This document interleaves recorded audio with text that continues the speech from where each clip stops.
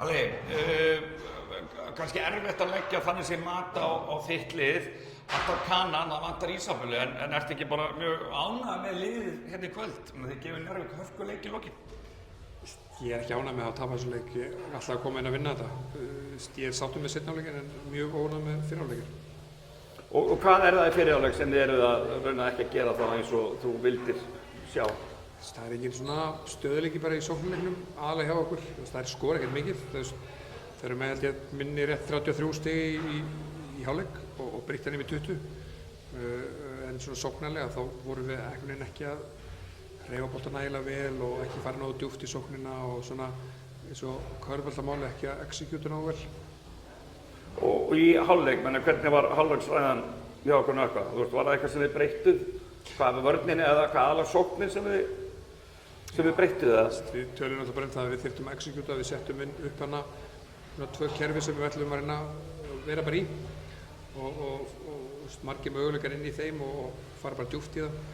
Svo varnarlega þurftum við náttúrulega aðeins að einbeita okkur meira á Brittany og reyna að stoppa hana og hægja á henni. Og bara svona gameplanið í hálfleik bara gekk vel upp. Við executum betur og hún skoraði bara eitthvað 11 stig eða eitthvað í seinni hálfleik. En hvað vantar í lokin?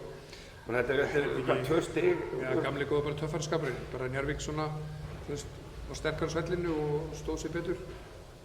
Þess að finna að hugsa til að við drullum á okkur í fyrri hálfleik og gerum mjög illa og ég er ósáttur við 3-4 kól restina en dómarinn stóð sér vel og voru bara að gera sitt besta og svekkjandi að horfa til þess skilur að maður sé eitthvað svekkjast á okkur helst dóm í restina en maður á bara að klára dæmið sjálfur og standa sig og gera þetta bara almennilega.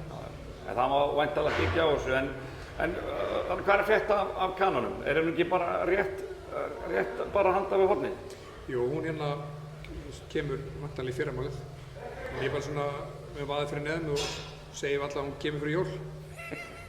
Já, það er heldur betur kallað að vera með vaðið fyrir neðan sig. Og er ekki nokkur ljós, svona alltaf með við prófílinn, það á þetta að vera leikmaður sem á að geta styrkt liðið gríðarlega eða ekki?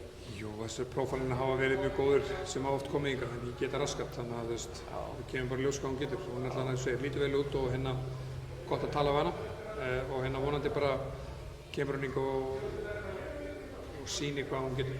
Já, og vonandi fellur inn í hópinn líka, er það ekki kannski svona stórt atrið, svona spurningamerki? Mjög mikilvægt.